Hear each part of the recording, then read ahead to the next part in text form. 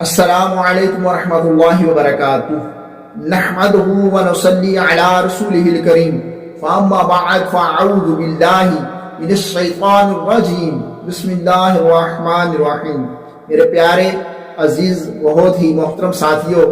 آج ہم عجائب القرآن میں تابوت سکینہ کے حوالے سے سنیں گے۔ یہ ایک شمشاد کی لکڑی کا بہت ہی پیارا صندوق تھا۔ یہ حضرت آدم علیہ السلام پر نازل ہوا اور جب تک آپ دنیا میں تشریف فرما رہے، یہاں تک کہ آپ کا آخری وقت آ گیا، آپ نے پردہ فرمانے کا وقت آ گیا اور پردہ فرمانے تک یہ آپ کے پاس رہا۔ پھر آپ کے بعد آپ کی اولاد کو بطور میراث یک کے بعد دیگر کو ملتا رہا، یہاں تک کہ یہ حضرت یعقوب علیہ السلام کو ملا، اور آپ کے بعد آپ کی اولاد بنی اسرائیل کے قبضے میں رہا، اور پھر حضرت موسیٰ علیہ السلام کو مل گیا، اور حضرت موسیٰ علیہ السلام اس صندوق کے اندر تورات شریف اور اپنا خاص سامان رکھنے لگے۔ میرے پیارے اور محترم عزیز ساتھیوں، یہ بہت ہی بڑا ہی مقدس اور بہت ہی بابرکت صندوق تھا۔ بنی اسرائیل جب کفار سے جہاد کرتے تھے اور کفار کے لشکروں کی کثرت، یعنی بہت زیادہ لشکر ہوتے تھے، اور ان کی شوکت دیکھ کر سہم جاتے تھے اور ان کے سینوں میں دل دھڑکنے لگتے، تو وہ اس صندوق کو اپنے آگے رکھ کر اللہ کی پاک اور مقدس بارگاہ میں دعا کرتے۔ اس صندوق سے ایسی رحمتوں اور برکتوں کا نزول ہوتا تھا کہ مجاہدین کے دل میں سکون اور اطمینان کا سامان پیدا ہو جاتا تھا، اور مجاہدین کے سینوں میں لرزتے ہوئے دل پتھر کی چٹانوں سے بھی زیادہ مضبوط ہو جایا کرتے تھے۔ اور جس قدر صندوق آگے بڑھتا تھا تو آسمان سے نصر من اللہ و فتح قریب کی بشارت عظما نازل ہوا کرتی اور فتح مبین حاصل ہو جایا کرتی تھی۔ یعنی صندوق کی برکت سے اللہ تعالیٰ جنگ میں مجاہدین کو فتح نصرت عطا فرماتا تھا۔ بنی اسرائیل میں جب کوئی اختلاف پیدا ہو جاتا، کوئی مسئلہ پیدا ہو جاتا، تو وہ لوگ اس صندوق سے فیصلہ کرواتے، تو اللہ تعالیٰ کے فضل و کرم سے صندوق سے فتح کی بشارت کی آواز سنی جاتی، فیصلے کی آواز سنی جاتی۔ تو بنی اسرائیل اس صندوق کو اپنے آگے رکھ کر اور اس کو وسیلہ بنا کر اس کی برکت سے اللہ تعالیٰ کی پاک اور مقدس بارگاہ میں دعا مانگا کرتے تھے، تو ان کی دعائیں مقبول ہو جایا کرتی تھی اور بلاؤں کی مصیبتیں ٹل جایا کرتی تھی۔ وہاں جو ان پر وبائیں آتی تھیں، آفتیں آتی تھیں، وہ ٹل جایا کرتی تھی اس کی برکت سے۔ اور یہ صندوق بنی اسرائیل کے لیے تابوت سکینہ، برکت اور رحمت کا خزینہ اور نصرت خدا بندی کے نزول کا نہایت مقدس اور بہترین اور پیارا ذریعہ تھا۔ مگر جب بنی اسرائیل طرح طرح کی گناہوں کے اندر پڑ گئے، اللہ عز و جل کی نافرمانی میں پڑ گئے، تو اللہ تبارک و تعالیٰ نے ان پر عذاب نازل فرمایا۔ تو قوم عمالقہ کے کفار کے ایک لشکر نے ان لوگوں پر حملہ کر دیا، اور ان کافروں نے بنی اسرائیل کے لوگوں کو قتل کرنا شروع کر دیا۔ بنی اسرائیل میں قتل عام کر دیا، اور ان کی بستیوں کو، ان کے جو تخت و تاج تھے، سب کو نیست و نابود کر دیا، سب کو ختم کر دیا، پامال کر دیا، اور عمارتوں کو توڑ پھوڑ کر شہروں کو تہس نہس کر دیا، اور اس مبارک تبرک والے رحمت والے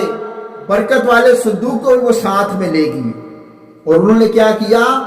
ان کافروں نے، ان کو اس کا پتہ نہیں تھا یہ چیز کیا ہے، تو انہوں نے ایک عام سا صندوق سمجھ کر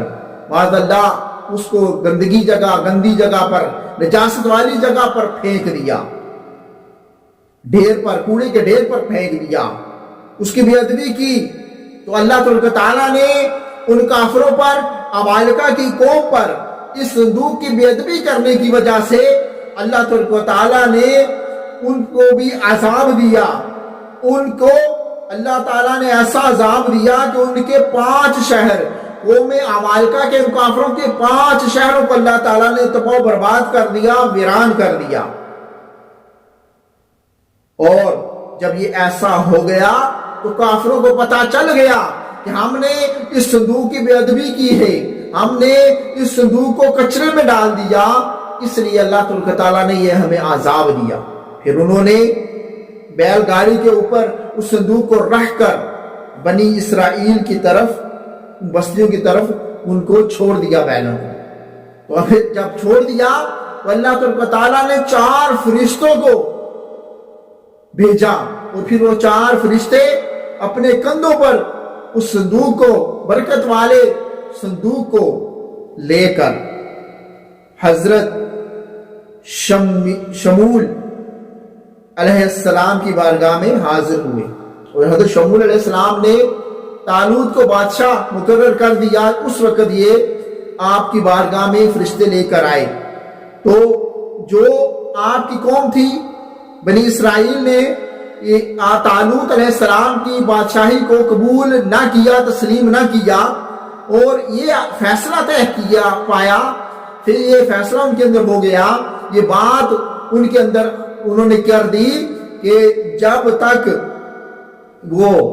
صندوق مبارک نہیں آ جاتا تب تک ہم طالوت کی بادشاہی کو تسلیم نہیں کرتے، جب وہ آ جائے تو ہم اس کو، ان کی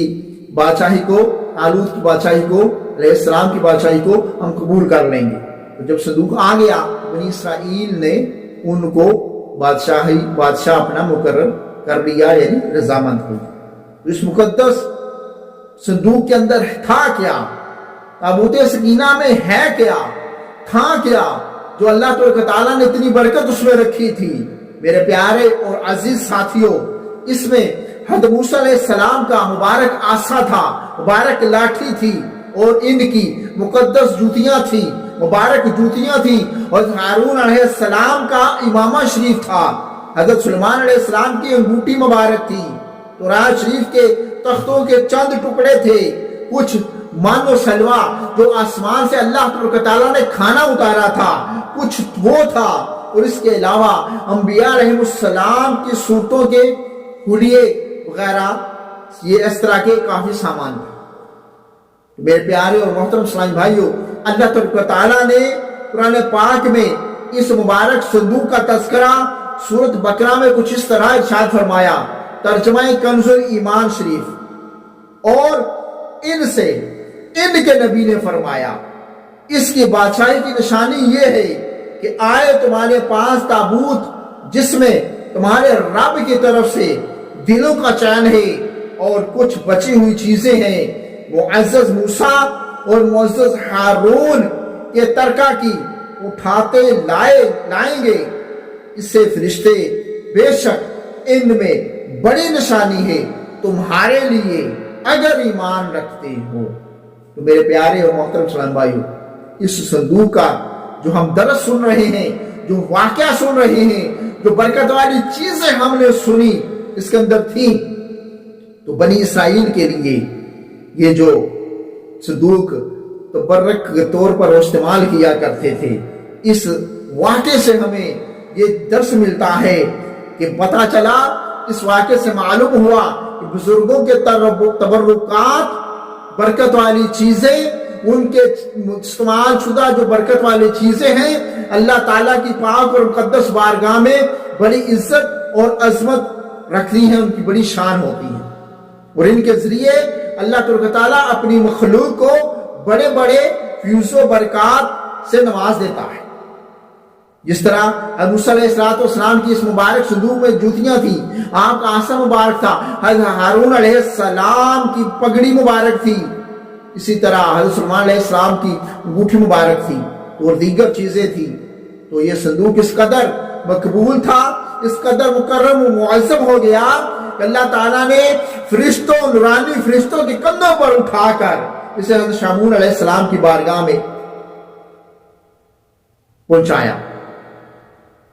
تو اللہ تعالیٰ نے قرآن پاک کے اندر اس بات کی شہادت دی ہے، گواہی دی ہے کہ فیہ سکینۃ من ربکم، یعنی اس صندوق میں تمہارے رب کی طرف سے سکینہ یعنی مومنوں کے قلوب کا اطمینان ہے، قلب یعنی قلوب یعنی دلوں کا اطمینان ہے، روحوں کی تسکین ہے، روحوں کا سکون ہے اور روحوں کی سکون کا تسکین کا سامان ہے۔ مطلب یہ کہ اس پر رحمت الہی عز و جل کی انوار اور برکات کا نزول، اللہ تعالیٰ کی رحمتوں کی بارش ہوا کرتی تھی۔ تو پتہ چلا کہ اس پر نازل ہونے والی رحمتوں اور برکتوں سے مومنین کے، مسلمانوں کو سکون قلب اور اطمینان روح کے فیوز و برکات ملتے رہیں گے۔ میرے پیارے اور محترم بھائیوں، یہ بھی پتہ چلا کہ اس صندوق میں اللہ والوں کے لباس، اللہ والوں کی مبارک عصا، اللہ والوں کی مبارک جوتیاں ہوں جس صندوق کے اندر۔ تو جب اس صندوق پر، تو اس وقت اس صندوق پر اطمینان اور سکینہ، اللہ تعالیٰ کی رحمت کے انوار اور برکات کا خزینہ خدا کی طرف سے اترنا قرآن پاک سے ثابت ہے۔ تو بھلا جس قبر کے اندر یہی بزرگ تشریف فرما ہوں گے، ان کا مبارک جسم تشریف فرما ہوگا، تو پھر وہاں پر کیوں نہ اللہ تعالیٰ کی رحمتوں کا نزول ہوگا۔ تو پتہ چلا کہ جن مزارات کے اندر اللہ کے نیک بندے، اللہ کے ولی، اللہ کے نبی، اللہ کے چاہنے والے، اللہ تعالیٰ کو راضی کرنے والوں کا مبارک جسم وہ خود مبارک جگہ پر تشریف فرما ہو، تو وہاں پر اللہ تعالیٰ کی رحمتوں کا نزول ہوتا رہتا ہے۔ اور جو لوگ، جو بھائی، جو مسلمان ان کے مزارات پر آتے جاتے ہیں، ان مزارات پر رہتے ہیں، تو اللہ تعالیٰ ان پر بھی رحمتوں کا نزول کرتا رہتا ہے۔ اللہ تعالیٰ اپنے محبوب کے صدقے سے اللہ تعالیٰ ان پر کرم فرماتا ہے۔ جو عطر کی دکان پر بیٹھتا ہے ضرور اس سے خوشبو نصیب ہو جاتی ہے۔ تو اسی طرح پتہ چلا کہ جو بزرگان دین کی قبروں پر حاضری دیتے ہیں، تو اللہ تعالیٰ ان کو بھی فیوز و برکات سے مالا مال فرما دیتا ہے۔ اللہ تعالیٰ ان پر رحمتوں کا نزول فرماتا ہے۔ میرے پیارے اور محترم بھائیوں، اللہ تعالیٰ ہمیں بزرگان دین کے مزارات پر حاضری دینے کی توفیق عطا فرمائے۔ اور ساتھ میں یہ بھی پتہ چلا کہ جو بزرگان دین کے تبرکات ہیں، جو ان کے چیزیں ہیں، اگر ان کی بے ادبی کی جائے، اگر ان کو بے ادبی کی جگہ رکھا جائے، اللہ تعالیٰ کا عذاب نازل ہو جاتا ہے۔ اللہ تعالیٰ ان کو عذاب دیتا ہے۔ جس طرح کافروں نے بے ادبی کی تو اللہ تعالیٰ نے ان کے 5 شہروں کو نیست و نابود کر دیا۔ پیارے اور محترم اسلام بھائی، میرے پیارے اور محترم عزیز ساتھی، اس صندوق کی برکت سے مسلمانوں کی، مومنین کی جو حاجتیں ہیں، جو ان کی مشکلاتیں ہیں، وہ دور ہوتی تھی، حاجتیں پوری ہوتی تھی، مرادیں پوری ہوتی تھی۔ تو پتہ چلا کہ بزرگان دین کے جو لباس ہوتے ہیں، ان کی برکت سے بھی اللہ تعالیٰ مسلمانوں کی مشکلاتیں، پریشانیاں دور فرما دیتا ہے۔ اس واقعے سے یہ بھی پتہ چلا کہ جو قوم سرکشی اور گناہوں کے اندر مبتلا ہو جائے، جو اللہ و رسول عز و جل کی نافرمانی میں مبتلا ہو جائے، اس قوم سے اللہ تعالیٰ نے جو نعمتیں دی ہوتی ہیں وہ بھی چھین لیتا ہے۔ جس طرح یہ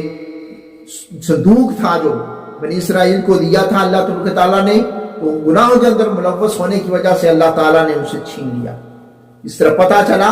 کہ جو قوم نافرمانی کرتی ہے، جو مسلمان نافرمانی کریں گے، اللہ و رسول کو ناراض کریں گے، جو اللہ تعالیٰ ان کو نعمتیں دی ہوتی ہیں، اللہ تعالیٰ اس ناراضگی کی وجہ سے، بے ادبی کی وجہ سے، نافرمانی کی وجہ سے، گناہوں کی وجہ سے اللہ تعالیٰ ان کو ان برکتوں سے محروم کر دیتا ہے۔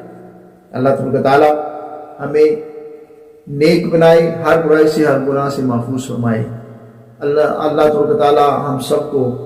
جو دین متین کی خدمت کر رہی ہیں اللہ قبول فرمائے، آمین بجاہ نبی الامین صلی اللہ تعالی علیہ وسلم۔ السلام علیکم ورحمۃ اللہ وبرکاتہ۔